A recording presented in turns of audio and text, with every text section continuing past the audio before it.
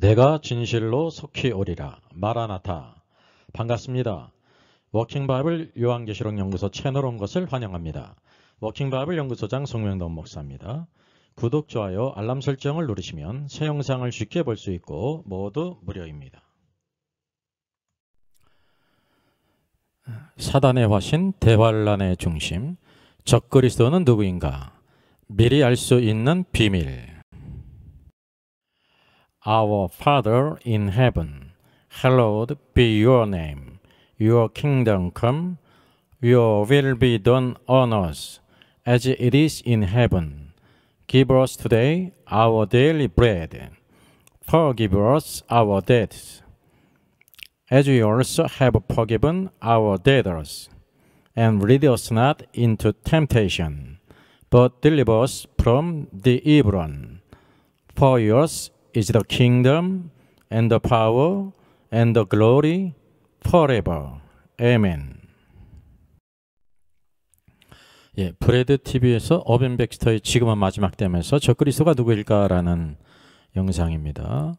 주 800년의 교황 레오 3세가 샤를마녀에게 왕관을 씌워줬을 때부터라고 말하죠.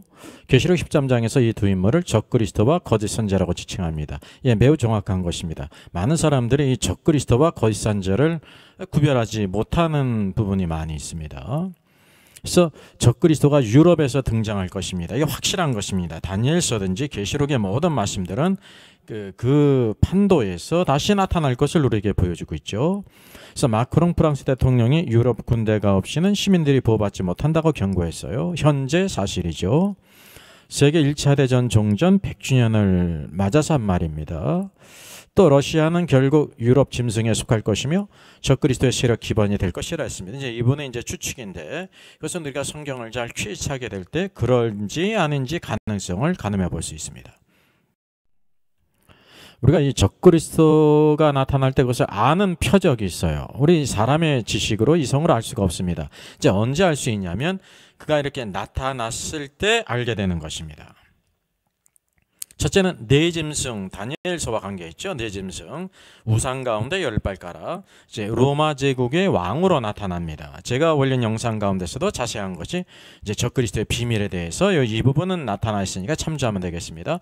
이미 유럽 연합이 형성이 됐죠. 과거 로마 제국의 판도에 유럽 연합 EU가 형성이 됐어요. 오래됐죠. 이미 대통령도 있고 국회 의사당 의장도 있고 의회도 있고 다 있습니다.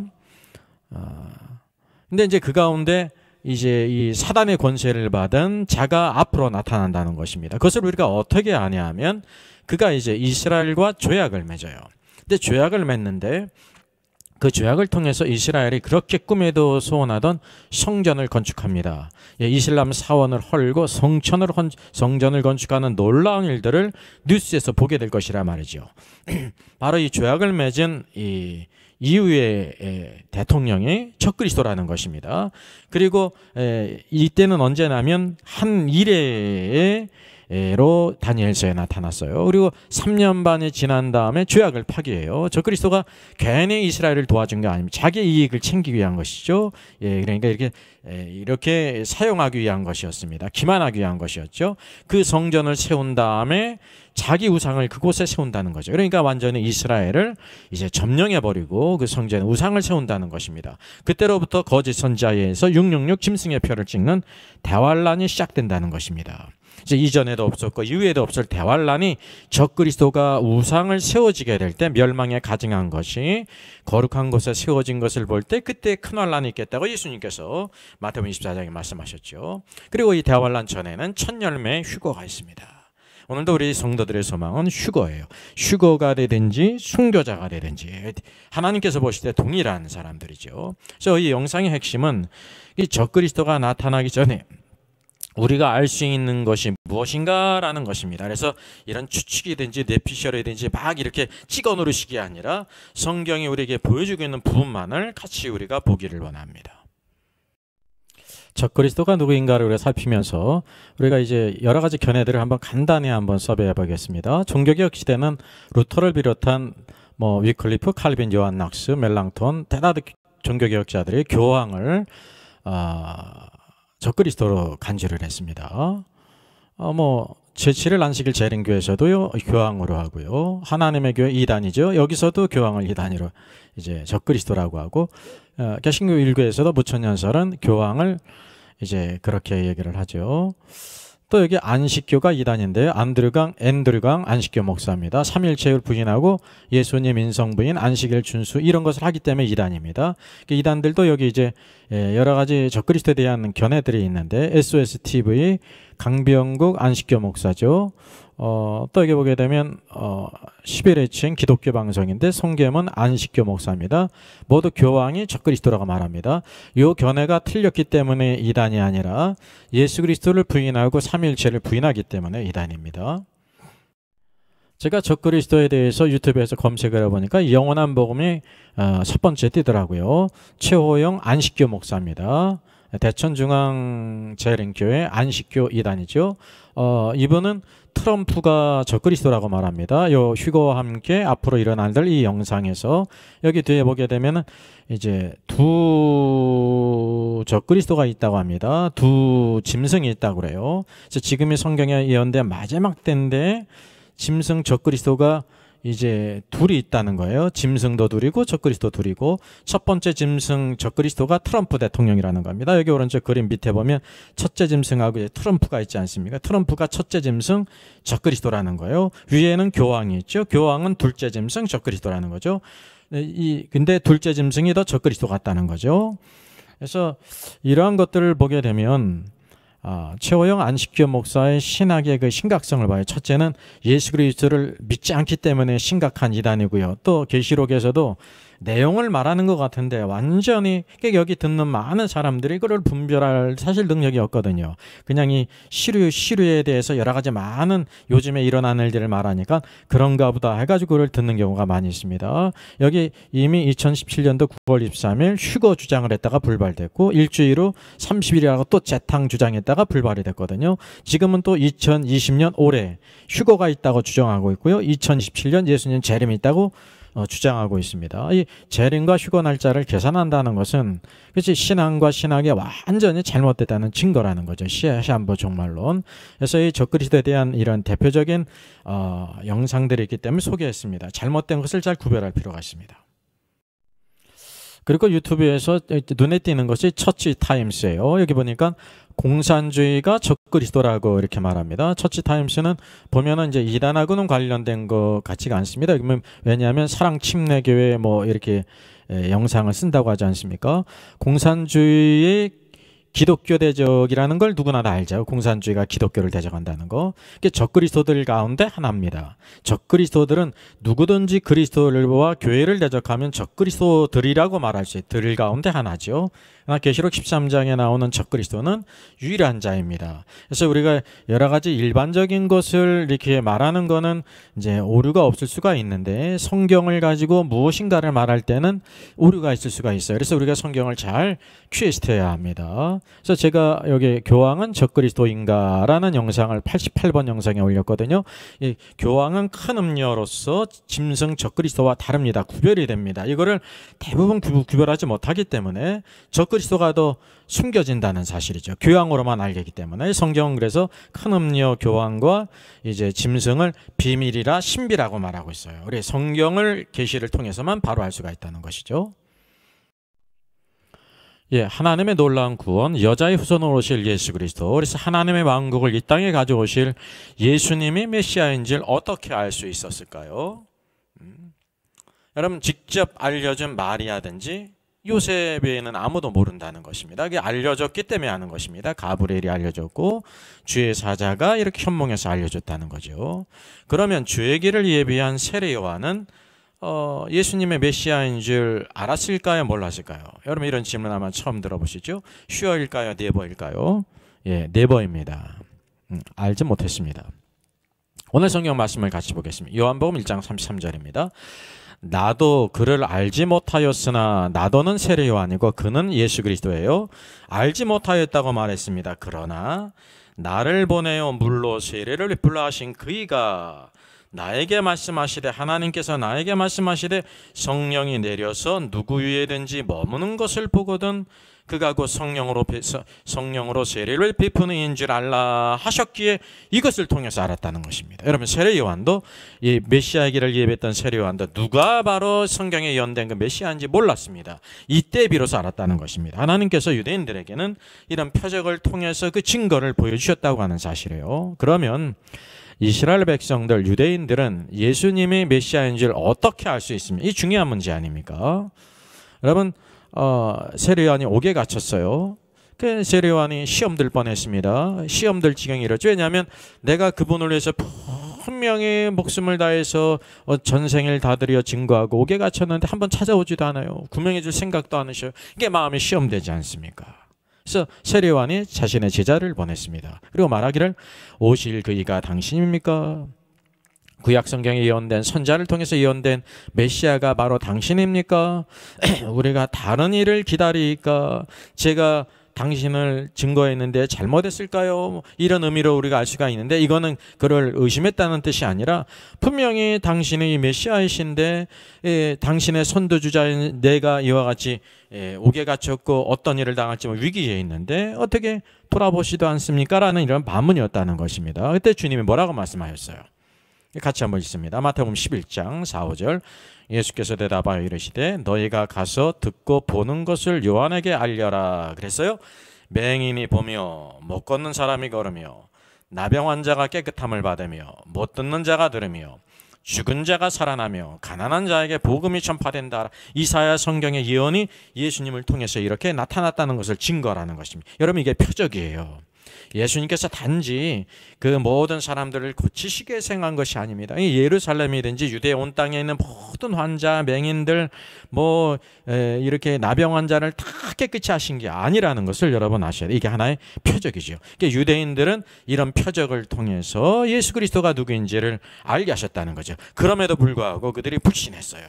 믿는 자들이 소수였고 많은 사람들이 불신하지 않았습니까? 그래서 이것이 성경의 원칙이에요. 예수님이 이 땅에 오셨을지라도, 하나님의 아들이 이 땅에 오셨을지라도 말씀으로 천지 만물을 창조하신 그분이 육신을 입고 이 땅에 오셨음에도 불구하고요, 그 메시아가 누구인지를 뭐를 통해서 아냐면 이런 성경의 예언을 통해서 그 표적이 성취되는 것을 통해서 알았다는 것입니다. 이것이 바로 성경의 닥트린입니다. 그리고 아울러 말씀드리는 거, 우리는 이방인 가운데 있지 않았습니까? 이방인 가운데 교회를 부르시지 않습니까? 이방인들을 부르실 때는 믿음의 원칙에 표적으로 부르시는 게 아니라 믿음으로 부르신다는 것을 기억해야 됩니다. 고넬료가 이제 이방인이었죠. 그가 표적을 보고 예수님을 믿은 게 아닙니다. 오늘도 믿음으로 구원받았다는 것을 여러분 아셔야 돼요. 백부장도 마찬가지죠. 표적을 보고 행한 것이 아니라 믿음으로, 당신이 올 필요가 없습니다. 나도 수하에 있고 내 밑에도 수하가 있고 나도 다른 사람이 수하에 오라 하면 오고 가라면 가는데 하나님의 아들이 오실 필요가 무엇이 있습니까? 그곳에서 말씀하셔도 내 종이 낫겠나이다 라고 했단 말이죠. 그래서 이 유대인들은 표적을 통해서 예수님이 메시아인지를 알게 하셨고, 이방인 가운데에는 믿음으로 알게 하셨다는 이 차이를 잘 알게 될 때 우리가 성경에 오류가 없이 온전한 메시지를 알 수가 있습니다. 하나님의 왕국 가운데 구원을 예수 그리스도를 통해서 이뤘다고 하면 사단은요, 이 더 킹덤 오브 사단 있지 않습니까? 사단의 왕국, 어둠의 왕국이 있어요. 그 적그리스도를 통해서 그가 역사한다는 것입니다. 그럼 누가 적그리스도인지 어떻게 알 수 있습니까? 여러분, 이것을 미리 아는 사람이 있을까요, 없을까요? 이제 미리 표시해놨나요? 쉬울까요, 네버일까요? 네버예요. 나타나기 전에는 미리 알 수 있는 부분이 있는데, 처음에 언급했던 것처럼 그것이 이렇게 이제 미리 알 수 있는 부분들이 있는데, 그거는 이렇게 숨겨진 부분이고, 비로소 언제 아냐면 그가 이렇게 나타날 때 알게 되는 거예요. 그래서 이 영상의 초점은 나타나기 전에 알 수 있는 부분이라는 것입니다. 여기 계시록 17장 1절이 있습니다. 같이 한번 읽겠습니다. 이 중요한 말씀이에요. 내가 여자와 그가 탄 7머리와 10뿔 가진 짐승의 비밀을 내게 이르리라 그랬습니다. 천사가 이 모든 비밀을 알려줬기 때문에 아는 거예요. 요한이 알 수가 없어요. 우리 사람은 하나님의 비밀을 알 수가 없어요. 이렇게 하나님께서 이렇게 계시할 때 덮였던 보자기를 이렇게 벗겨주실 때 안다고 하는 사실이죠. 제가 여러분 이제 쉬어가지 않으면서 하면 힌트를 문제를 하나 내겠습니다. 퀴즈를. 여러분, 위 구절에서 숨은 사람을 찾아보십시오. 여기 숨은 사람이 있습니다. 누구일까요? 여기 1번 미스김이 있고요. 2번은 미쓰리가 있고요. 3번은 미스타김이 있고요. 4번은 미스터리가 있어요. 요 구절 가운데 숨겨져 있는 사람이 누구예요? 예, 숨은 그림 찾지죠. 예, 원리를 찾아서 내가 여자와 그가 탄 7머리와 10뿔 가진 짐승의 비밀을 내게 이르리라. 아, 참 목사님도 이게 뭐 여기 뭐 미스타김이 있고 뭐 미스김이 있고 이 가운데 뭐가 있다는 거야 이렇게 생각하기 쉬워요. 제가 밑에 이래서 영어를 이렇게 참조하지 않았습니까? The Mystery of the Woman 그랬어요. 네. 예, 제가 뭐를 음력을 했습니까? 이 미스터리를 예, 여기에 사람 미스터리로 이렇게 음역을 한 것입니다. 누가 미스터리라는 것입니까? 예, 여자와 7머리와 10뿔 가진 짐승. 여자는 그래서 음녀예요. 음녀인 로마 가톨릭입니다. 그 여자 같지만 교회 같지만 교회가 아니라 음녀라는 것이고, 그리고 짐승이 비밀이라는 것입니다. 이게 비밀이라는 것은 바로 뭐냐면 이 비밀 그리고 신비 그렇게 할 수 있거든요. 신비도 좋은 번역이에요. 비밀, 신비인데 사람의 이성으로 알 수가 없다는 것입니다. 무엇이 있을 때만 알 수가 있어요. 무엇으로? 1번 KGB에서 할까요? 2번 FBI에서 할까요? 3번 계시, 4번 성경 그랬습니다. 예, 계시인 성경을 통해서 우리가 알 수가 있습니다. KGB도 FBI도 알 수가 없습니다. 성경이 이렇게 계시해 주는 것만을 알 수가 있습니다. 성경이 유일한 계시라는 걸 여러분 꼭 기억하셔야 됩니다. 그 가운데서도 마지막이 요한계시록이 있죠. 요한을 통해서 준 계시록이 우리에게 중요하다는 거죠. 그래서 쓸데없는 상상이 뇌피셜에 빠지지 말라는, 느낌에 빠지지 말라는 거죠. 여기 이제 마지막 적그리스도에 대해서 휴거에 대해서 여러 가지 많은 것들을 우리가 이렇게 생각하게 될 때 이런 많은 상상과 치우쳐가지고 말이죠. 호기심으로 막 그럴 때가 있습니다. 여러분 성경에서 보여주고 있는 부분이 있고 침묵하는 부분이 있다는 것을 알아야셔야 돼요. 그것이 나타날 때 알 수 있는 부분이 있어요. 그래서 성경의 계시의 빛 아래서 보여주는 것만을 깨어 있어서 주시하는 것이 우리에게 중요한 것입니다. 이것이 바로 성경의 원칙 닥트린이라는 거죠. 그래서 이 닥트린을 알지 못하면 우리가 막 기도 많이 해가지고 천국 지옥 갔다가 다 물어봐가지고 아브라함에게 예수님께 물어봐가지고 안다고 생각하는 사람들이 얼마나 많이 있습니까? 참 어리석은 것입니다. 어리석은 거예요. 여러분 그걸 잘 분별하셔야 돼요. 오늘도 성경에 왜 더할 수도 없고 제할 수도 없는 말씀인지, 그래서 더하고 제하는 자들에게 하나님께서 여기 재앙을 더하신다 그러지 않았습니까? 무서운 심판이 있다는 것을 여러분 기억하셔야 됩니다. 그러니까 계시록 13장을 보게 되면 여기 한 짐승인 적그리스도와 후반부는 다른 짐승인 거짓 선자가 나옵니다. 여기 보니까 다른 짐승이 땅에서 올라오니 그랬어요. 다른 짐승은 거짓 선지자입니다. 그 어린 양같이 두 뿔이 있다라는 것을 우리가 주목해야 돼요. 용처럼 또 말한다 그랬습니다. 그래서 여기 전반부는 한 짐승인 적그리스도가 있고요. 그는 어디서 나오냐면 바다에서 나와요. 말씀드리지만 이 바다라는 것은 이방 나라를 가리킵니다. 이방 세계를 가리키고, 상대적으로 여기 또 다른 짐승인 거짓 선지자는 어디서 나오냐면 땅에서 나온다는 것입니다. 성경에서 그래서 이거를 아주 중요한 부분입니다. 이게 어느 쪽으로 갈 것인지, 이렇게 고속도로에 들어서게 될 때 오늘 하행으로 갈 것인지 부산행으로 갈 것인지 서울행 쪽으로 갈 것인지 중요하잖아요. 어느 쪽으로 갈 것인지가 중요한 부분이에요. 성경에 이게 계시거든요.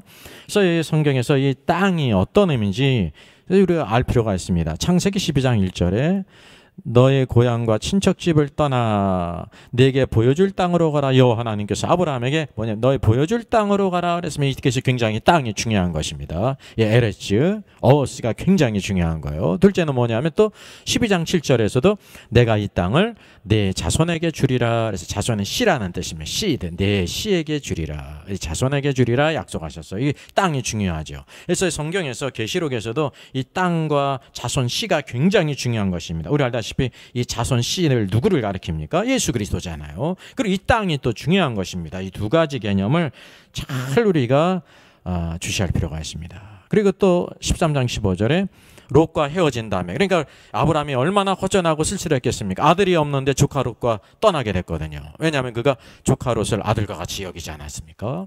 너 보이는 땅을 내가 내 자손 씨에게 주리니 영원히 이리라 그랬습니다. 또 하나님께서요 그 아브라함을 위로하시며 격려하시면서 축복하시기를 약속을 더 컨펌하시는데 이 보이는 땅을 다 내가 너와 내 자손 씨에게 주리라 이렇게 말씀하셨다는 거예요. 또 17장 8절에도 마찬가지예요. 내가 너와 내 후손에게, 후손은 씨입니다.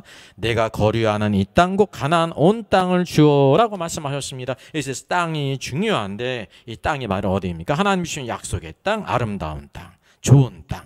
아주 여러 말들이 있죠. 가나안 땅. 이 땅, 유대 땅을 하나님께서요 땅으로 지칭하신다는 것을 꼭 기억하셔야 됩니다. 자, 이제 계시록 13장 전반부에 나오는 한 짐승, 적그리스도에 대해서 우리가 살펴보겠습니다. 내가 보니 바다에서 한 짐승이 나오는데 뿔이 열이요 머리가 일곱이라 그 뿔에는 열 왕관이 있고 그 머리들에는 신성모도가 하는 이름들이 있더라. 이게 하나님을 대적하는 자거든요. 신성모도. 내가 본 짐승은 표범과 비슷하고 그 발은 곰의 발 같고 그 입은 사자입 같은데 용이 자기의 능력과 보좌와 큰 권세를 그에게 주었더라. 그래서 이 짐승 적그리스도는 누구에게 권세를 받았냐면요. 사단, 용, 사단, 마귀, 옛뱀에게 권세를 받았다는 거예요. 이제 이 땅에서 이런 권세를 잡은 자가 유일한 이 대환란 가운데 나타난 적그리스도라는 것을 우리가 알아야 됩니다. 그래서 한 짐승은 어디부터 나오냐면 바다로부터 나와요. 성경에서 바다는 이방 나라를 가리킵니다. 우리는 그 증거를 찾아보죠. 계시록을 보면서 다니엘서를 모른다고 하면 그거 짝짝입니다. 그래서 다니엘서를 우리가 잘 퀴즈해야 됩니다. 같이 알아야 된다는 거죠. 다니엘서 7장에 이제 우상에 대한 그것도 보여주고 있지만 또 네 짐승들을 보여주고 있지 않습니까? 여기 보세요. 다니엘서 7장입니다. 다니엘이 진술하여 이르되 내가 밤에 환상을 보았는데 하늘의 네 바람이 큰 바다로 몰려가 불더니 큰 짐승 넷이 바다에서 나왔는데 그 모양이 각각 다르더라. 그래서 이 큰 짐승 넷 이게 바다에서 나왔어요. 그럼 보십니다. 첫째 짐승이 바로 누굽니까? 첫째는 사자와 같은데라고 말하고 있습니다. 이 사자와 같은 거는 누구를 가리킵니까? 바벨론이죠. 금신상 가운데 금머리 부분 바벨론이잖아요. 그래서 신상과 이 네 짐승과는 서로 이렇게 연관관계가 있음을 우리가 보게 됩니다. 금머리 사자가 바벨론이라는 거예요. 여러분 생각해 보세요. 바벨론이 섬나라입니까? 근데 여기 성경에서 말하 뭐냐면 첫 번째 짐승이 바벨론인데 바벨론이 바다에서 나왔다고 말합니다. 그죠? 우리가 이거를 주목해야 돼요. 이게 공통 원리가 있다는 거, 원칙이 있다는 거예요. 이게 닥트린이에요. 그럼 둘째는 뭐냐면 둘째는 곰과 같은데 그랬어요. 곰이 바로는 메데 페르시 아닙니까? 은으로 된 가슴. 예? 여기는 곰 같은데 메데 페르시아도 어디서 나왔다는 거예요? 큰 짐승 두 번째도 바다에서 나왔다는 거예요. 여러분 알다 메디아 페르시아가 이게 섬나라입니까? 여기 지도에서 보십시오. 오른쪽 여기 금색 부분이 있지 않습니까? 저 광대한 부분인데 이게 바다에서 나왔다고 말하고 있어요. 하나님께서 보실 때 하나의 원칙을 가지고 그는 바다에서 나왔다라고 말하고 있습니다. 또 셋째는 표범 같은데 그랬어요. 셋째 표범 같은 거는 헬라 제국, 그리스 제국 아닙니까? 알렉산더의 헬라 제국이에요. 오늘도 여기 보게 되면 표범과 같은 헬라 제국, 쭉 여기 헬라 제국의 영토를 한번 보시라니까. 지중해를 중심으로 해가지고 그리스, 마게도니아, 또 이집트, 또 터키, 시리아 쪽 여기 소아시아 지방을 이렇게 차지하고 있지 않았습니까? 어디까지 이르렀냐면 인도의 접경까지 이르는 대제국을 이뤘다고 하는 사실입니다. 이 셋째 나라 표범도 어디서 바다에서 나왔다고 말합니다. 이게 우리가 이상한 걸 발견해야 돼요. 그 바다가 아닌데 거기도 육지고 대륙인데 라고 말하고 있는데 성경의 관점은 모두 다 바다에서 나왔다라고 말하고 있어요. 그래서 우리가 이 적그리스도를 다루면서 후반부에 있는 다른 짐승인 거짓 선지자를 다루는 이유가 그는 땅에서 나왔거든요. 땅은 항상 어디를 가리키냐면 약속의 땅, 유대 땅을 가리키고요. 다른 모든 이방 나라들은 성경에서 바다라고 말하고 있다는 사실입니다. 넷째 짐승도 마찬가지. 넷째 짐승은 뭐라고 표현할 수가 없죠. 다른 짐승과 앞에 있는 짐승과 전혀 다르고 무섭고 아주 굉장히 괴이하다 그러지 않습니까? 넷째 짐승이 바로 로마 제국이에요. 로마 제국이 여러분 섬나라입니까? 아니잖아요. 성경은 동일하게 짐승 넷, 사자로 상징된 바벨론이든지 곰, 메데 페르시아든지 헬라 제국인데 로마 제국이 다 바다에서 나왔다. 뭐냐면 이방 나라에서 나왔다라는 것을 우리에게 보여주고 있는 것입니다. 이게 성경의 원칙 닥트린이에요. 아, 성경이 말하고 있는 바다라고 하는 이방 나라구나. 이방 나라는 뭐가 없어요? 구원이 생명이 없잖아요. 오늘도 약속의 땅이 그래서 중요한 것입니다. 그래서 여기 바로 그럴 때 이 한 짐승이 바다에서 나왔다는, 이방 나라에서 나왔다는 것이고, 우리가 확실히 구별되는 것은 그것은 유대 땅이 아니구나라는 것을 알 수가 있는 것입니다. 따라서 이 짐승이 바다에서 나온다는 것은 그가 누가 아니라는 증거예요. 유대인이 아니라는 거예요. 많은 경우에 또요, 이 적그리스도가 또 유대인 중 누가 될 것이다 막 이렇게 하는 것도 있지 않습니까? 그 성경의 원칙을 모르고 막 느낌을 따라서 막 이렇게 수많은 상상은요, 100사람 모이면 100사람의 생각이 있고요, 100사람의 생각이 아니라 10,000가지 생각이 있는 것입니다. 성경이 무엇이 말하고 있는가를 우리가 잘 주시해야 된다고 하는 사실입니다. 더 중요한 것이 있습니다. 여기 다니엘서를 통해서도 있고 계시록 13장에도 일뿐만 아니라 여기 보면 계시록 17장에 또 비밀이 있는데, 비밀이 음료가 비밀이잖아요. 거기에 대한 말씀, 중요한 말씀이 우리가 퀴즈하게 될 때 이와 같이 서너 군데서 이렇게 조명하게 될 때 오류 없이 이런 뜻이구나라는 걸 우리가 알 수가 있는 것입니다. 같이 보십시다. 많은 무리에 앉은 큰 음녀가 받을 심판을 내게 보이리라. 그래서 이 큰 음녀, 여잔데 실상은 음녀죠. 근데 커요. 사람은 크면 좋아하잖아요. 위대하고 말이죠. 굉장히 크고. 근데 무리에 앉은 음녀라 그랬습니다. 이 음녀가 오리도 아니고 뭘 이게 오리방석이 물 위에 앉아 있습니까? 오리나 물 위에 앉아 있는 거지. 그래서 여기 우리가 뭐를 알게 되냐면, 물이라는 것이 여기 상징이기 때문에 큰 음료도 바로 뭐예요? 상징이라는 것을 보게 되는 것입니다. 그래서 큰 음료는 무엇을 상징하냐? 로마 카톨릭을 상징하고, 무리가 무엇을 상징하는지를 우리가 찾아야 된다는 사실이죠. 이게 성경의 원칙이에요. 무리가 상징이면서 큰 음료가 문자일 수가 없고, 무리가 문자면서 큰 음료가 상징일 수가 없는 것입니다. 같이 이렇게 한 무리의 법칙이 있다는 것입니다. 여기 보면 이것을 해석해주고 있어요. 이 해석이 있기 때문에 우리가 확실히 아는 것입니다. 계시록 17장 15절이죠. 같이 읽습니다. 내가 본 바 음녀가 앉아있는 물은 백성과 무리와 열국과 방언들이니라 라고 말해요. 네 가지로 말해요. 백성들, 무리와 열국과 방언들. 언어가 다 다르지 않습니까? 나라가 다르고 백성이 틀리잖아요. 민족이 틀리다는 거예요. 무리가 틀리다. 그러니까 먼 이방 나라 위에 이렇게 군림하고 있다는 거죠. 오늘도 마찬가지죠. 큰 음녀의 로마 카톨릭 시국은 아주 자그마하지만 전 세계를 수많은 로마 카톨릭의 신자들이 그에게 복종하고 있지 않습니까? 그래서 많은 무리에 앉아 있다고 성경이 말씀하고 있는 것입니다. 그래서 이 모든 것이, 이 무리라는 것은 이방 세계를 가리킨다는 것을 우리가 알게 됩니다. 그래서 적그리스도는 유대 땅에서 나오지 않고 유대인이 아닌 유대 땅이 아닌 이방 나라에서 적그리스도가 나온다는 것을 알 수가 있습니다. 우리가 그것을 잘 분별해야 됩니다. 우리가 참고로 느부갓네살 왕이 꿈에 본 신상을 알 필요가 있죠. 머리는 금이었죠. 바벨론이었고요. 가슴 두 팔은 은이었어요. 메데 페르시아였죠. 아래로 내려가면 배 넓적다리는 동이었는데 헬라였어요. 갈수록 영광은 덜하지만은 강해지지 않습니까? 금, 은, 동. 그리고 종아리는 철이었어요. 로마요.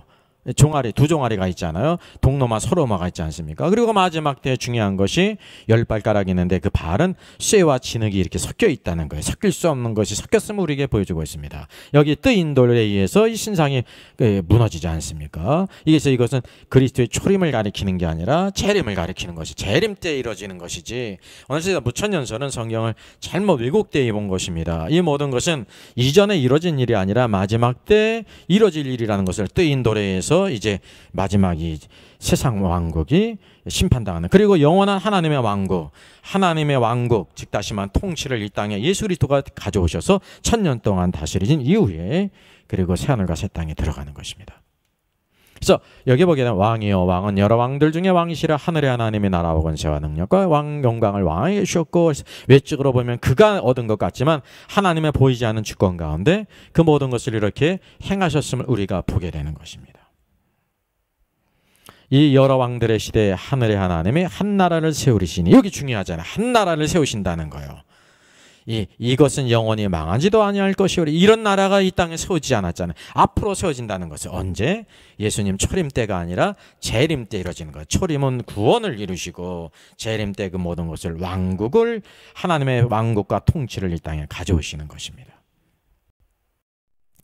자, 그러면 우리가 적그리스도에 대한 계시록의 그 더 진전된 계시를 찾아볼 필요가 있습니다. 더 진전할 필요가 있습니다. 성경을 13장에 보면 바다에서 한 짐승이 나오는데 뿔이 열이요 머리가 일곱이라 뿔에는 열왕관이 있고 신성모독한 이름이 따르죠. 2절입니다. 중요해요. 내가 본 짐승은 표범과 비슷하고 그 발은 곰의 발 같고 그 입은 사자의 같은데 용, 사단이 자기의 능력과 보좌와 큰 권세를 그에게 주었더라라고 말하고 있습니다. 여기 뭐와 비슷하다고 그랬어요? 표범과 비슷하고 표범이 있어요. 또 누구와 비슷해요? 곰의 발 같고 그랬으면 곰이 있고요. 셋째는 뭐냐? 그 입이 사자의 같더라라고 말하고 있습니다. 제가 여러분 질문을 드리겠습니다. 첫째, 짐승, 이 적그리스도인데 적그리스도는 세 짐승, 여기 보게 되면 표범이 있고 곰이 있고 사자가 있는데 이 세 짐승 중에 누가 첫째로 대표할 수 있다고 생각하십니까? 이게 성경을 잘 퀴즈해야 되는 거예요. 분명히 세 짐승이 언급됐어요. 표범도 있고 곰도 있고 라이온, 사자도 있는데 이 중에서 어떤 짐승이 적그리스도를 대표할 수 있느냐는 거죠. 여러분, 성경에서 각 짐승의 어떤 부분을 가리키고 있었습니까? 이게 중요한 거예요. 첫째는 표범과 비슷하고 그랬죠. 그 발은 곰의 발 같고 그랬죠. 곰은 무엇과 같은 거냐면 발만을 언급한 것입니다. 곰의 발 같고 그랬습니다. 이 적그리스도는 곰의 발을 가졌다는 거예요. 둘째, 셋째는 바로 뭐냐면 그 입은 사자의 같다는 거예요. 사자의 입이 굉장히 강하잖아요.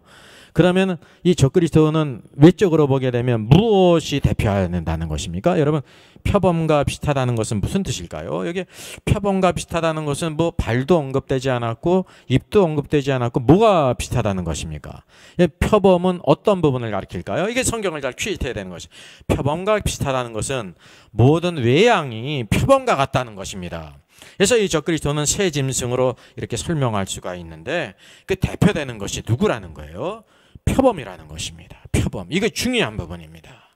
이것을 우리가 잘 퀴즈하게 될 때 성령께서 우리에게 무엇을 말씀하고 있는지 그 메시지를 찾을 수가 있다는 것입니다. 이거를 찾는 사람이 있고 못 찾는 사람이 있는. 못 찾으면 쓸데없는 것들을 막 찾아 돌아다닌다는 사실이죠. 유익이 없고 잘못된 것들을 따라가기 쉽다는 사실입니다. 자, 그러면 우리 적그리스도가 표범이 알렉산더였잖아요. 알렉산더 대왕의 헬라 제국이에요. 이렇게 대표된다는 것은 어떤 의미인가를 한번 살펴보겠습니다. 여기 표범이 있어요. 여기 이제 알렉산더 대왕이 이렇게 정복하고 한 이 그림이죠. 알렉산더 대왕의 그 영토였습니다. 대제국을 이뤘죠. 중요한 것은 바로 뭐냐면 알렉산더 대왕은 30세 나이에 요절했잖아요. 30세 나이에 한 10여 년에 가장 빠르게 세계를 정복한 사람입니다. 위대한 정복자죠. 세상적으로. 이 정복자의 특징이 있어요. 예? 아주 적들에게 잔인했습니다. 이게 빠르게, 이 표범이 빠르게 강하면서 빠른 것처럼 빠르게 아주 신속하게 세계를 정복했고 아주 적들을 잔인하게 이렇게 잔해했습니다. 그리고 또 알렉산더의 네 왕국이죠. 알렉산더 대왕이 죽은 이후에 네 장군에게 이 왕국을 이렇게 분할하지 않습니까? 역사에 여기 찾아보면 다 아는 것입니다. 이 알렉산더 대왕의 네 왕국과 관계가 있어요. 우리가 알다시피 그리스, 마케도니아가 있고 터키 지역이 있고 시리아도 있고 이집트도 있고 여기 뭐 페르시아 지역도 있고 그러지 않습니까?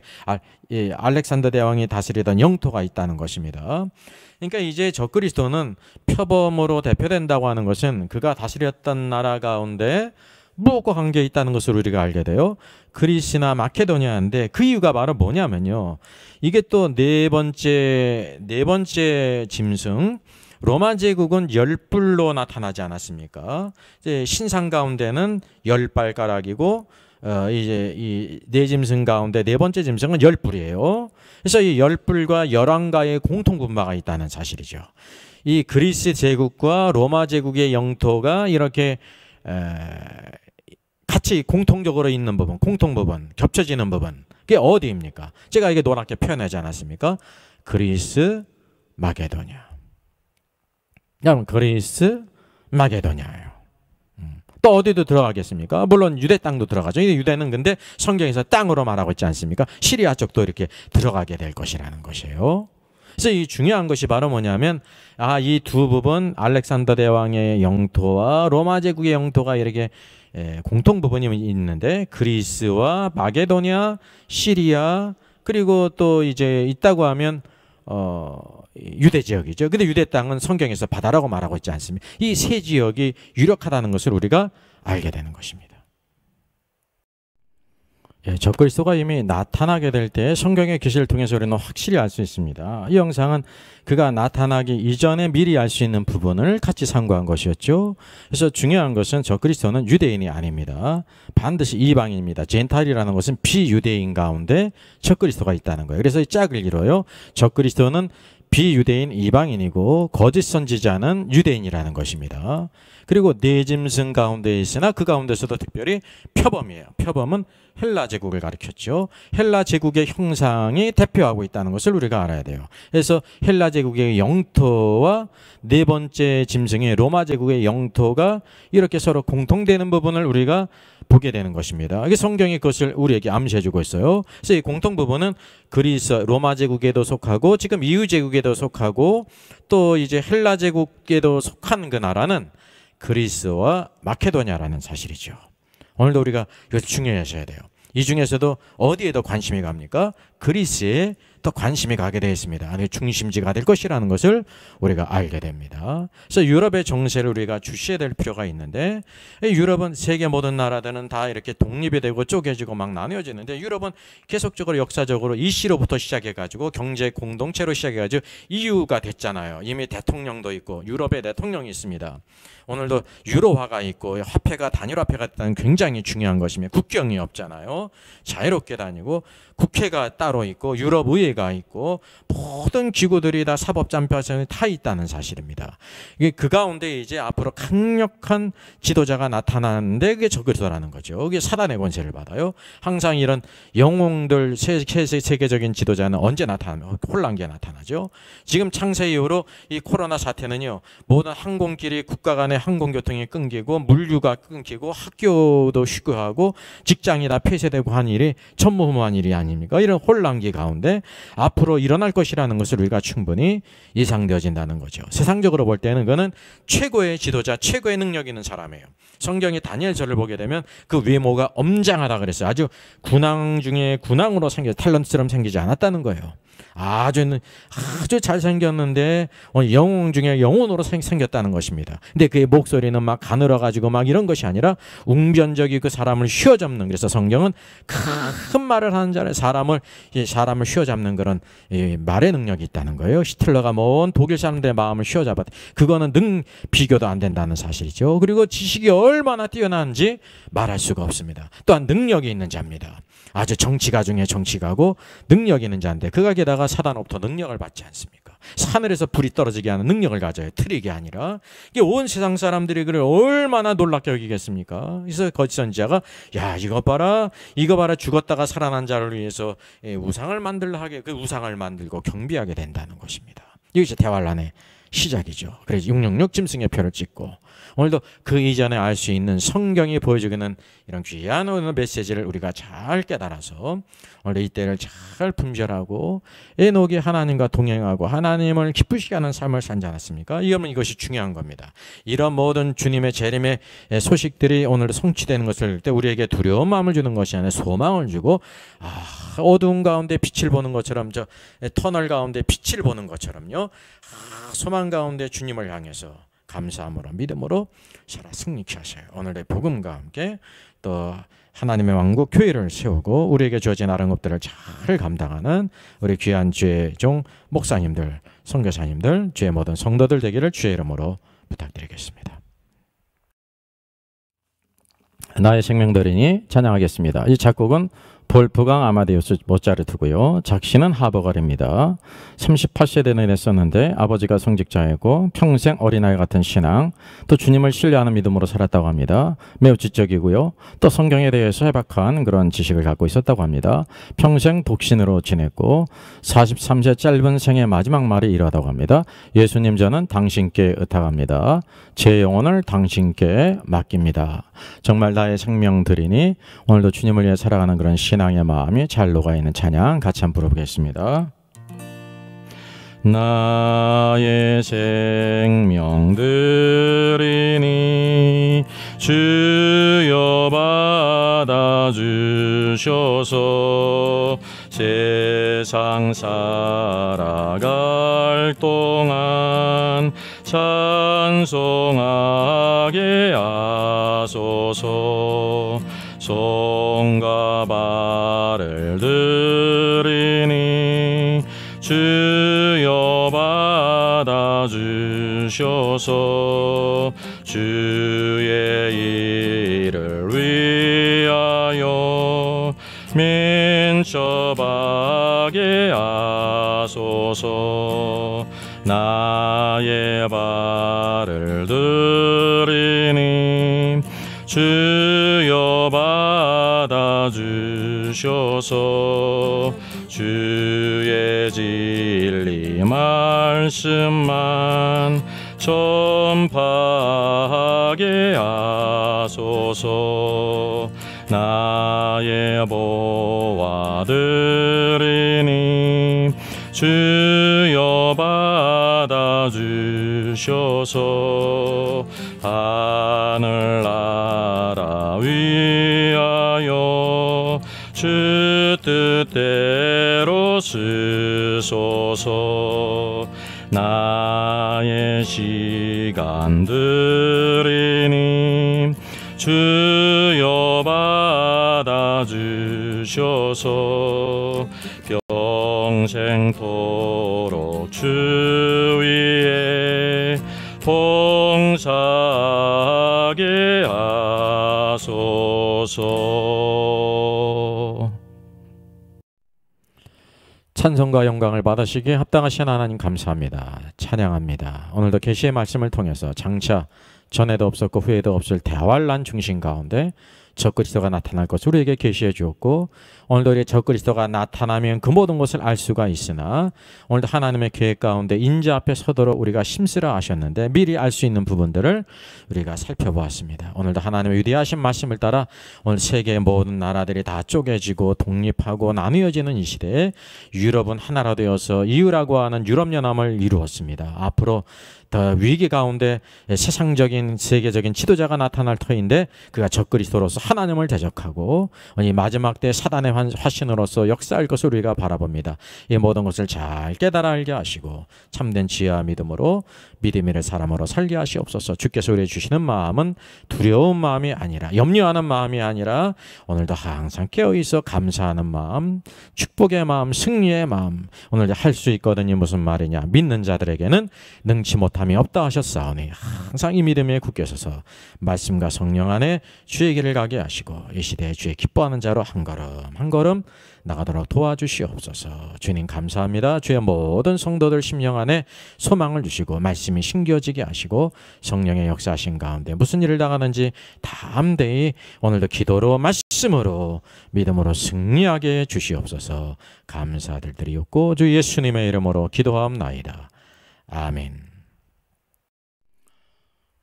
예, 저의 저서를 소개해드리겠습니다. 때를 알라 주님 오신다. 계시록과 다니엘서의 전반적인 조망이지만 매우 중요한 책입니다. 저 사람 천국 갈 수 있을까? 구원과 천국의 내용을 심도 있게 다루셔요. 이런 종류의 책이 없습니다. 셋째는 구원 탈락인가 거짓 신자인가, 종교개혁 500주년을 기념하면서 칭의론 구원론 또 심판론 모든 중요한 주제를 다 망라한 책입니다. 이것을 읽는 사람들이 아마 큰 도움을 받을 것 같습니다.